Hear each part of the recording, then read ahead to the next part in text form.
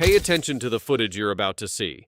It was recorded on a cell phone by a warehouse employee who stumbled onto something they weren't supposed to witness. Look closely at what's in frame.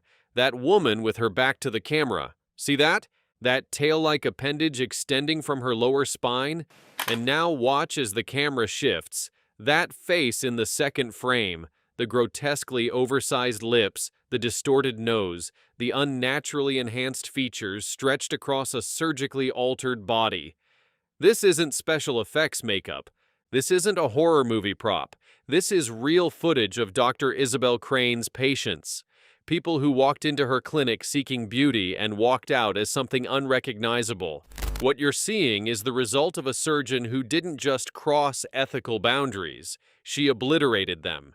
This is the story of 3 people who trusted the wrong doctor, and how one woman's obsession with creating the perfect human form led to one of the most disturbing medical crime cases in American history.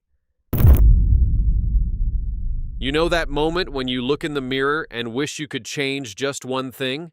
Maybe it's your nose, your chin, the way your eyes sit on your face. For most of us, it's just a passing thought. But for some people, that thought becomes an obsession. And for Dr. Isabelle Crane, it became something far more dangerous. Austin, Texas, in the early 2000s was experiencing a renaissance. The city was booming with tech startups, live music venues, and a thriving arts scene. Young professionals were flooding in from all over the country, drawn by the promise of opportunity and that famous Austin weirdness everyone talked about. Among them were 3 people who had no idea their paths would cross in the most horrific way imaginable. 25-year-old Natasha Pierce had just moved to Austin from Ohio. She was a yoga instructor at one of those trendy studios downtown, the kind with exposed brick walls and essential oil diffusers in every corner. Her Instagram was filled with sunset poses and inspirational quotes. She was vegetarian, drove a Prius, and genuinely believed in the power of positive thinking. Her friends described her as radiant, the kind of person who lit up a room just by walking into it. Then there was Marcus Webb, 33 years old, a personal trainer who'd built a solid client base at an upscale gym in the Domain. Marcus was the guy everyone wanted to be friends with. He had that infectious laugh, you know the type, the kind that made you want to laugh too, even if you didn't get the joke. He posted workout videos on YouTube before that was really a thing, and he was starting to build a following. And finally, there was Amber Kristensen, 29, a massage therapist who specialized in sports medicine. She worked out of a wellness center near Zilker Park, and her clients swore by her. She had healing hands, they said. She could find tension you didn't even know you were carrying. 3 different people, 3 different lives, but they all had one thing in common that would seal their fates. They all wanted to look better, and in the summer of 2017, they all found the same ad online. The advertisement was simple, almost too simple.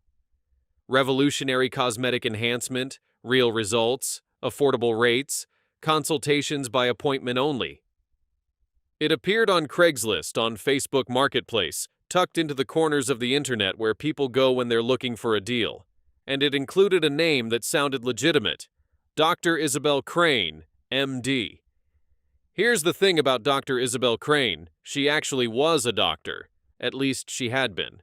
She'd graduated from a medical school in the Caribbean, one of those programs that accepted students who couldn't get into American schools.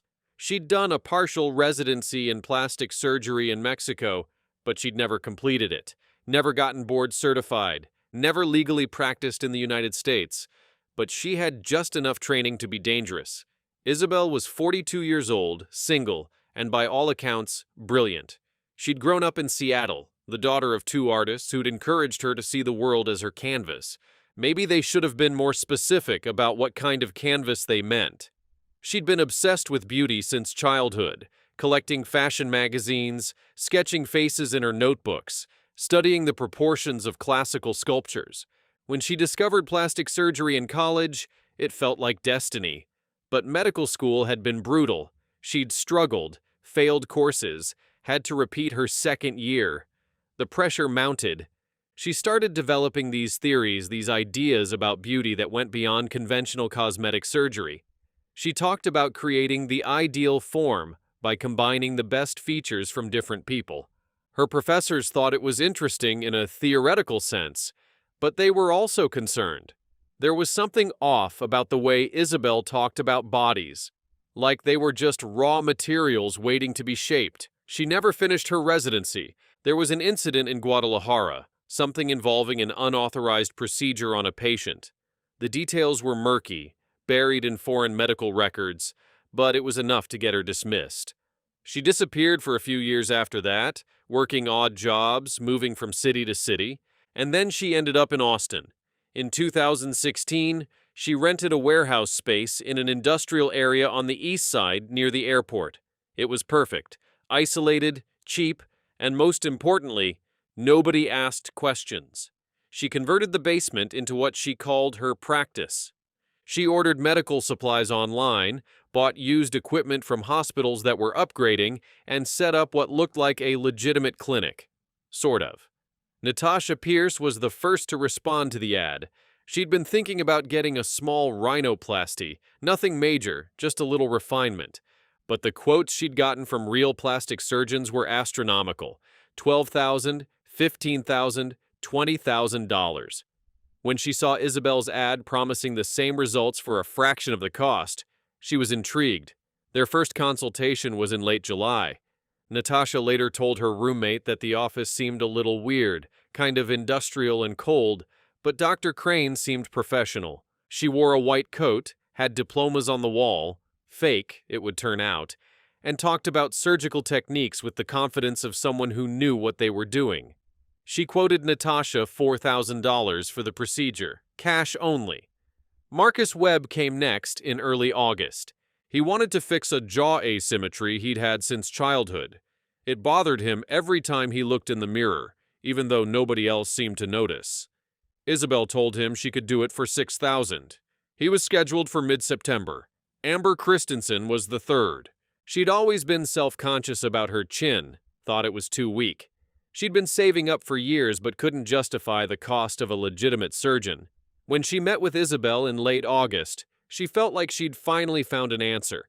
$5,000, scheduled for October. But here's what made it even more horrific. Isabelle wasn't planning to do what she promised them. She wasn't planning to do rhinoplasties or jaw corrections or chin augmentations. She had something else in mind entirely. See, Isabelle had spent years developing her theories about perfection. She'd filled notebooks with sketches, measurements, formulas. But her theories had evolved into something far more sinister than traditional plastic surgery. She'd become obsessed with the idea of radical body modification, not just enhancing features, but fundamentally altering human anatomy. She'd been studying experimental procedures that had been banned decades ago, reading forbidden medical texts from the dark corners of the internet, communicating with other fringe practitioners who shared her twisted vision. She wasn't interested in making people beautiful by conventional standards. She wanted to create something entirely new, something that had never existed before. She talked in her journals about evolutionary advancement and transcending natural limitations. She'd sketched designs for modified spines, elongated limbs, exaggerated features that pushed the boundaries of what a human body could become. She'd chosen her victims carefully. Natasha had the bone structure that could be manipulated. Marcus had the muscular development she wanted to experiment on. Amber had the skeletal framework she believed she could reshape. She wasn't planning to enhance them. She was planning to transform them into living experiments. On September 6th, Natasha Pierce went in for her scheduled procedure. She'd arranged for a friend to pick her up afterward, told her family she was getting a minor cosmetic procedure, posted a cryptic Instagram story about exciting changes ahead. She walked into that warehouse at 9 in the morning. What happened to her over the next 12 hours was worse than death. Isabelle didn't just perform surgery on Natasha, she experimented on her. Using techniques she'd compiled from banned medical journals and her own deranged imagination, she attempted procedures that no ethical surgeon would ever consider. She tried to modify Natasha's spinal structure, inserting cartilage grafts and synthetic materials to create what she called aesthetic anatomical extensions. She injected experimental compounds into facial tissues, trying to achieve the kind of dramatic reshaping she'd been obsessing over. Natasha died on the operating table sometime around midnight. Not from a mistake exactly, but from the sheer trauma of what Isabelle was doing to her body. The human form simply couldn't survive the kinds of modifications Isabelle was attempting. But Isabelle didn't see it as a failure. In her notes, she wrote that Natasha's body had been insufficiently prepared and that she needed to refine the approach for the next subject. She spent the next 2 days preserving what she could, documenting everything with clinical photographs and detailed measurements. When Natasha's friend showed up to pick her up that afternoon, the warehouse was dark, locked. No answer when she knocked. She tried calling Natasha's phone, but it went straight to voicemail. She waited for an hour before calling Natasha's roommate, who called the police. But by then, Isabelle had already moved Natasha's body and was preparing for Marcus Webb. Natasha Pierce was reported missing on September 7th. Her case was assigned to Detective Raymond Torres of the Austin Police Department. He was a 20-year veteran, had worked everything from burglaries to homicides, and something about this case bothered him immediately. Young woman, stable life, no history of mental health issues or drug use, just vanishes after going to a cosmetic surgery appointment. He went to the warehouse address Natasha had given her roommate. The space was empty, completely empty. Not just cleaned out, scrubbed, the kind of clean that made his skin crawl. He found the landlord, who said he'd rented the space to a woman named Isabelle Crane 6 months earlier. Paid in cash, very quiet, professional. He had a copy of her driver's license on file. Torres ran the license. It was real, but when he started digging into Dr. Isabelle Crane's background, things got murky fast. The medical school checked out, technically, but her credentials were questionable. No active medical license in Texas. No practice listed.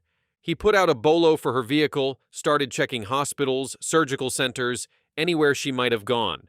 Meanwhile, Isabelle was already planning her next procedure. She'd learned from her mistakes with Natasha.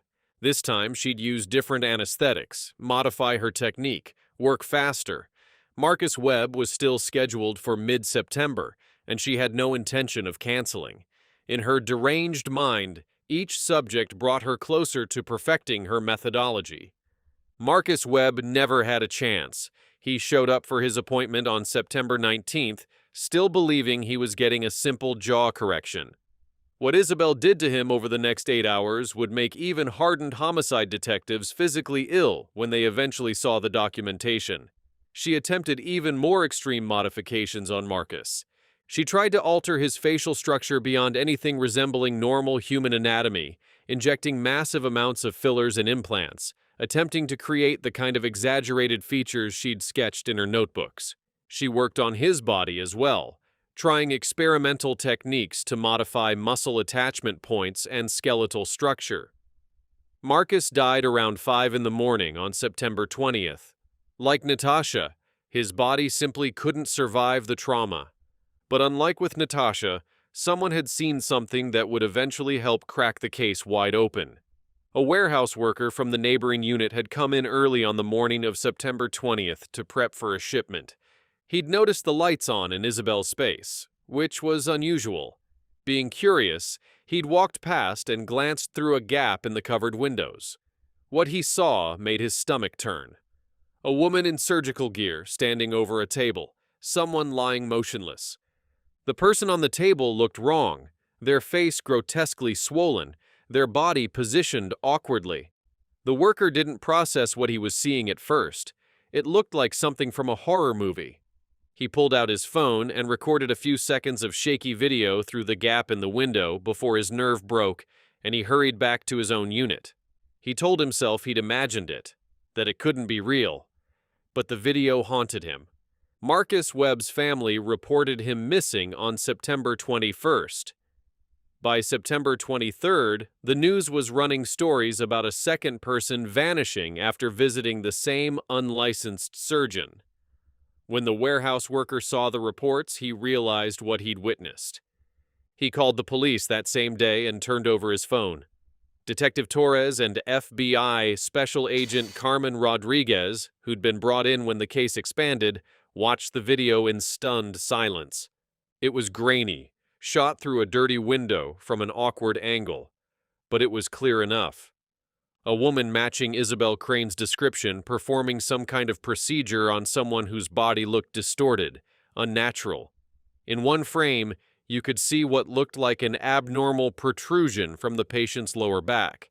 In another, as the camera shifted, you could see the patient's face, lips swollen to grotesque proportions, nose malformed, features barely recognizable as human. "Jesus Christ," Rodriguez whispered. "What was she doing to them?" They brought in medical examiners to review the footage. The consensus was horrifying. Isabelle wasn't performing standard cosmetic procedures. She was conducting experiments in extreme body modification, attempting techniques that were not just unethical, but anatomically dangerous. The experts said the patient in the video had likely suffered massive trauma and probably didn't survive. The video gave them something concrete, but it also made the case more urgent. If Isabelle was experimenting on people, creating these kinds of modifications, where were the bodies? What was she doing with them? Torres and Rodriguez started interviewing everyone who'd known the victims. That's when they found the connection to Amber Kristensen. She'd mentioned to a coworker that she was scheduled for a consultation with a cosmetic surgeon in early October, said she'd found a great deal online. The coworker remembered the name, Dr. Crane. They went to Amber's house on September 25th and basically told her she was in danger, showed her photos of Natasha and Marcus, showed her the warehouse video, pixelated enough to protect the victim's identity, but clear enough to show what kind of procedures Isabelle was doing. Amber was horrified. She agreed to cancel her appointment immediately and went to stay with her parents in San Antonio. With Amber safe, Torres and Rodriguez focused on finding Isabelle. They pulled her phone records from before she'd gone dark. Nothing useful, all burner numbers. They checked her credit history. She'd been careful, only used cash for anything related to the warehouse. They even brought in a forensic psychologist to build a profile. Dr. Michael Yuan had worked on dozens of cases involving medical professionals who'd committed crimes. He reviewed everything they had on Isabelle, her background, her failed medical career, her obsession with beauty and body modification. His assessment was chilling. "She's operating under what we'd call a delusional framework," he explained. "She genuinely believes she's advancing medical science, pushing boundaries that need to be pushed.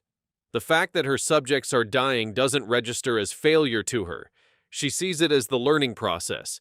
That makes her extremely dangerous because she has no internal break, no ethical boundary she won't cross." The media got hold of the story in early October. Missing persons linked to rogue surgeon. Unlicensed doctor performing experimental procedures. The headlines were everywhere, though the police kept the video evidence and the specific nature of the procedures confidential. Austin went from a city worried about 2 missing persons to a city terrified of a doctor who was mutilating people in the name of her twisted vision of beauty. Tips poured in. People reported seeing suspicious doctors, unlicensed practitioners, anyone who seemed even slightly off. Torres and Rodriguez followed every lead, but they all turned into dead ends. Isabelle had gone completely underground. What they didn't know was that Isabelle was watching the news coverage from a motel room in Round Rock, just 30 minutes north of Austin. She'd rented the room under a fake name, paid cash for 2 weeks. She had coolers stacked in the bathroom, a makeshift lab set up on the desk. She was reviewing her work, studying the photographs she'd taken of Natasha and Marcus, making notes on what she'd do differently next time. In her twisted mind, she hadn't failed. She'd learned. Each subject taught her something new about human limits, about what was possible and what needed refinement. She'd already started identifying potential new subjects, scrolling through social media profiles of people who'd expressed interest in cosmetic surgery, looking for her next victims. But Isabelle made her first real mistake on October 12th. She needed more supplies, surgical gloves, anesthetic drugs, sterile packaging, and some very specific implant materials. She drove to a medical supply store in North Austin, one she'd never used before, thinking she'd be safe. She paid cash, gave a fake name, and left. What she didn't know was that the FBI had put out an alert to every medical supply store, pharmacy, and hospital supplier in a 100-mile radius. They'd sent Isabelle's photo, warned them to watch for anyone buying suspicious combinations of supplies, especially anything related to body modification or experimental procedures.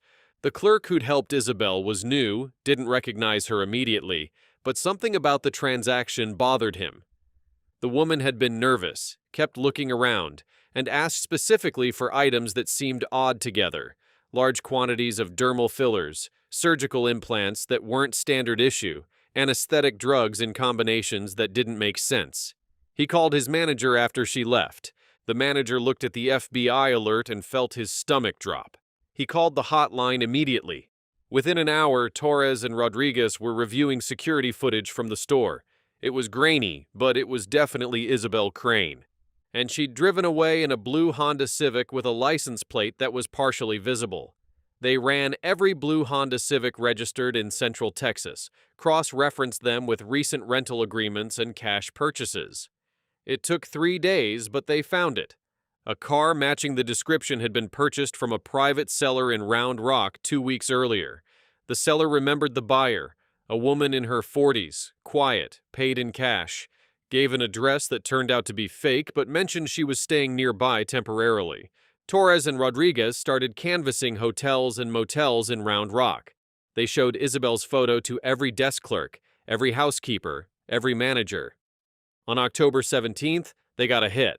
A clerk at a budget motel off I-35 recognized her immediately. "She's in room 127, he said. "Checked in 3 weeks ago, paid cash up front, keeps to herself. Weird thing though, she's been bringing in these coolers and I swear I heard her talking to herself in there late at night." The arrest needed to be handled carefully. If Isabelle was holding anyone captive, if there was even a chance someone was still alive, they couldn't afford to spook her. The FBI assembled a tactical team, set up surveillance on the motel room. They watched for 6 hours, saw no movement, no signs of anyone else in the room. At 3 in the morning on October 18th, they made their move. Tactical officers approached the door, announced their presence, got no response. They breached the door and found the room empty.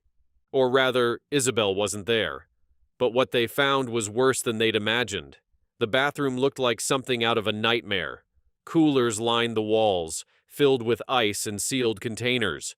When they opened them, veteran officers had to step outside. Inside were preserved tissue samples, photographs of the procedures, and something even more disturbing: molds and casts of the modified body parts Isabelle had created, preserved as if they were works of art.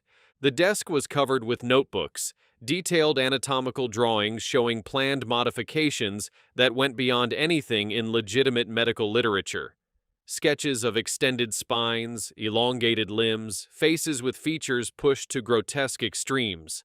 On the bed were medical textbooks, open to pages about experimental procedures, many with Isabelle's handwritten notes in the margins about how to push the techniques further. And in the corner, a laptop that was still on. But no Isabelle. She'd seen them coming. One of the officers had been spotted during surveillance, or maybe she'd just gotten paranoid. Either way, she'd grabbed what she could and run. She'd left behind the coolers, the notebooks, the evidence that would eventually convict her. But she'd taken her portable supplies and her most recent documentation, vanishing into the night. The forensics team worked through the room for hours. What they found in those coolers confirmed everyone's worst fears: tissue samples, preserved biological material, and most disturbingly, the photographic evidence of what Isabelle had done. The pictures showed bodies modified in ways that defied medical ethics: spinal modifications that created tail-like protrusions, facial alterations that rendered people unrecognizable, experimental implants and grafts that had no place in legitimate surgery. DNA testing would later confirm the samples belonged to Natasha Pierce and Marcus Webb. The notebooks detailed everything Isabelle had done to them, written in clinical language that somehow made it even more disturbing. She documented the procedures like they were legitimate medical experiments, with timestamps and observations and notes for improvements in future subjects. Agent Rodriguez found the laptop still logged into Isabelle's email. She'd been corresponding with someone, another fringe practitioner who'd been encouraging her work. The emails talked about the project and achieving the next stage of human evolution, and subjects who don't understand the vision.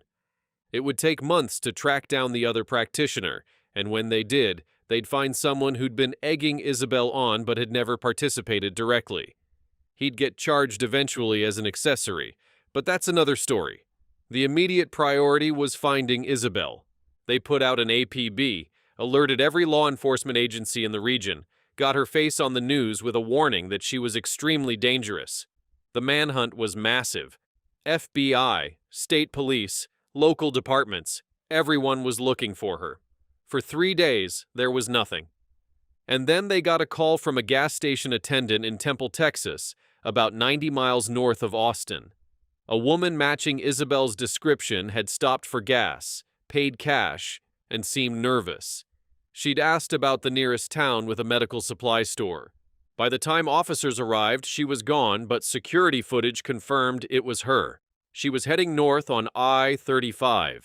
Torres and Rodriguez coordinated with Highway Patrol, set up checkpoints, monitored every gas station and rest stop along the interstate. Isabelle was running, but she was running out of options. She didn't have much cash left. Her face was all over the news. Everywhere she went, people were looking for her. On October 22nd, 4 days after she'd fled the motel, a state trooper spotted her Honda Civic at a rest stop near Waco. She was sitting in the car, reviewing her notebooks, surrounded by medical textbooks and anatomical sketches. When the trooper approached, she didn't resist.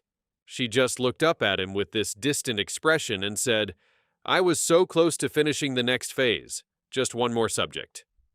They brought her back to Austin in handcuffs. Torres rode in the transport vehicle, and later he'd tell people that the ride was one of the most unsettling experiences of his career.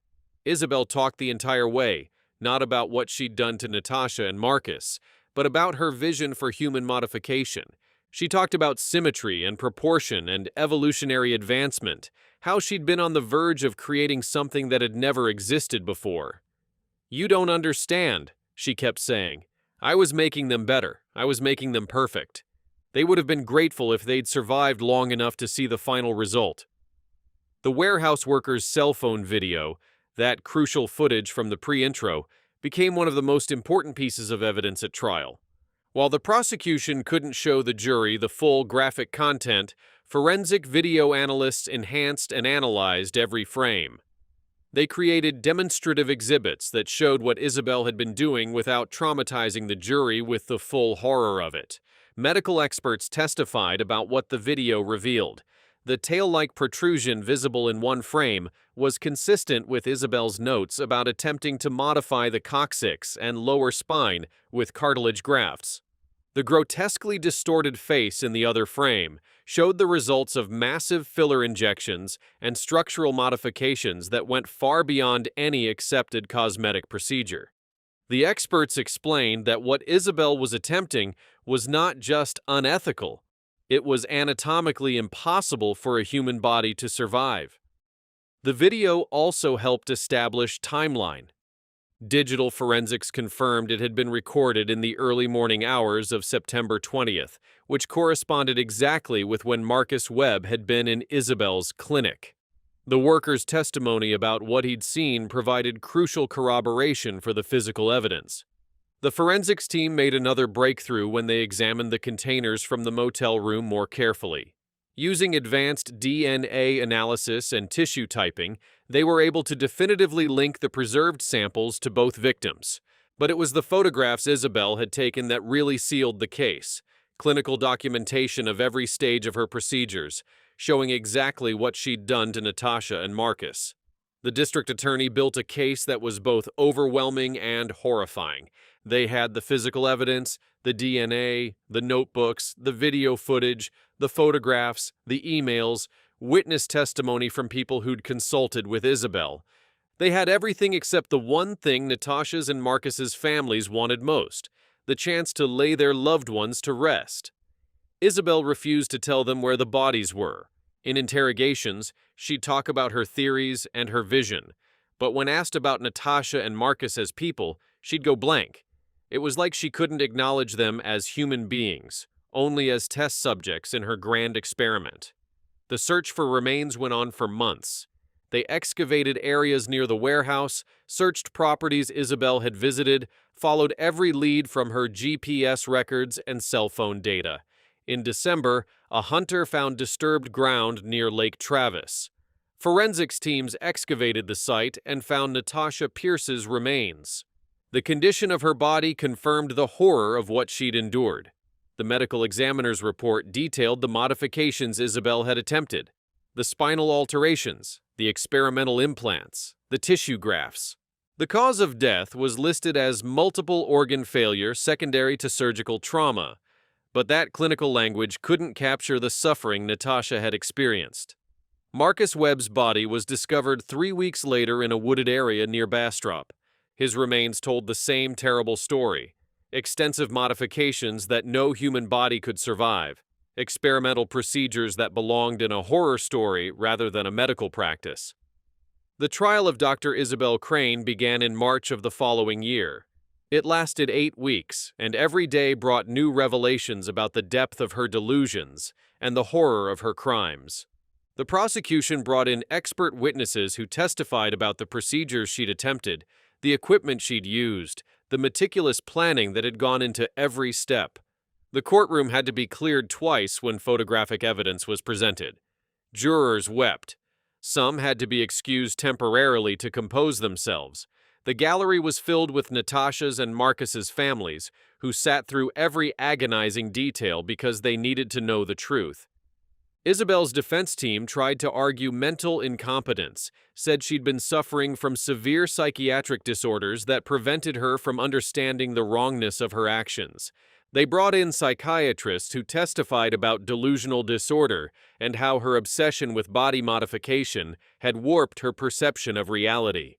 The prosecution countered with evidence of her careful planning, her efforts to evade detection, her methodical documentation. This wasn't insanity, they argued. This was calculated, premeditated murder in pursuit of a twisted goal. She'd known enough to hide what she was doing, to clean crime scenes, to go on the run when investigators got close. That showed consciousness of guilt. The jury deliberated for 12 hours. When they came back, the verdict was unanimous on all counts. Dr. Isabelle Crane was convicted of 2 counts of first-degree murder, 2 counts of improper disposal of human remains, multiple counts of practicing medicine without a license, 2 counts of abuse of a corpse, and 1 count of conducting illegal human experimentation. The judge sentenced her to 2 consecutive life sentences without the possibility of parole, plus an additional 80 years for the other charges. During her sentencing, Isabelle was given a chance to speak. She stood up, looked at the families of her victims, and said, "I never meant to cause pain. I was trying to elevate them. I was trying to create something humanity had never seen before. They were part of something greater than themselves." The courtroom erupted. Natasha's mother had to be escorted out, sobbing uncontrollably. Marcus's father shouted at Isabelle, calling her a monster. The judge banged his gavel and ordered Isabelle to be silent, telling her that what she'd done was not innovation, but torture, not art, but mutilation. Today, Isabelle Crane is incarcerated at a maximum security women's prison in Texas. She spends her time writing letters to medical journals and fringe body modification forums, trying to explain her theories, still convinced that if she could just make people understand her vision, they'd see she wasn't a murderer, but a visionary. The letters are never published, and most facilities refuse to even forward them. Natasha Pierce's family started a foundation in her name that provides free counseling to victims of unlicensed medical practitioners and advocates for stricter regulations on cosmetic surgery, advertising, and body modification procedures. Her mother speaks at medical conferences and consumer advocacy events, warning about the dangers of seeking cut-rate procedures from unverified sources and the importance of thoroughly vetting any practitioner. Marcus Webb's family worked with Texas legislators to pass a law requiring stronger verification of medical credentials, mandatory licensing checks for anyone advertising cosmetic procedures, and stiffer penalties for practicing medicine without a license. The Marcus Webb Patient Protection Act was signed into law 18 months after his death and has since been adopted as a model by other states. The families still gather once a year, on the anniversary of when Natasha went missing, to remember their loved ones and to remind people that behind every true crime story are real people whose lives were cut short, families who will never fully recover from their loss. Natasha Pierce was more than a victim. She was a daughter, a friend, a teacher who helped people find peace through yoga. She had dreams of opening her own studio one day, of traveling to India to study meditation, of making the world a little bit calmer and kinder. Marcus Webb was a son, a brother, an uncle, and a friend who made everyone around him better. He had plans to expand his training business, maybe open his own gym, to keep helping people become the best versions of themselves. They deserved to live those dreams. They deserved to grow old, to love, to laugh, to make mistakes, and learn from them. Instead, they became the victims of someone who saw them not as human beings, but as experimental subjects, as raw materials for a deranged vision. Their families want people to remember that, to remember Natasha's bright smile and Marcus's infectious laugh, to remember that they were real, they mattered, and they are deeply, profoundly missed.